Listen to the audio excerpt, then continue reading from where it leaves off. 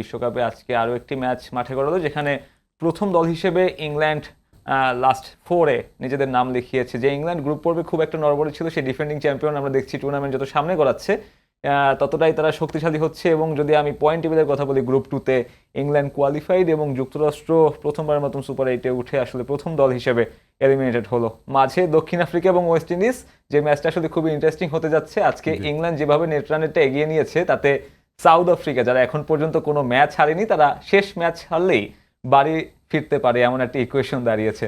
আপনার প্রেডিকশনটা কি এখানে?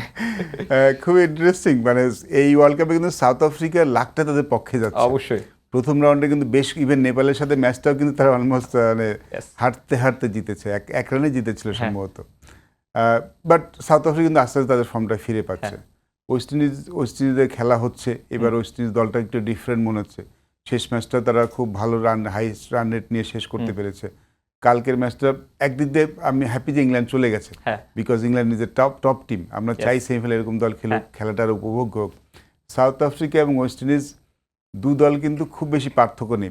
বোলিং একদিক দিয়ে ভালো, যে বোলিং সাইডে সাউথ আফ্রিকা অনেক এগিয়ে ওয়েস্ট ইন্ডিজ থেকে। সাউথ আফ্রিকার ব্যাটিংটাও ভালো, বাট ওয়েস্ট ইন্ডিজের পাওয়ার হাউস আছে ব্যাটিংয়ে, কিন্তু তাদের বোলিংয়ে একটু দুর্বলতা আছে। সো যদি তাদের জিততে হয় সাউথ আফ্রিকার সাথে, ডেফিনেটলি খুব ভালো কিছু করতে হবে। বাট একদিক দিয়ে ভালো যে হচ্ছে যে এই ম্যাচটা জিতলে কারো কোনো ইকুয়েশনে যেতে হবে না, যে দল জিতবে সে চলে যাবে।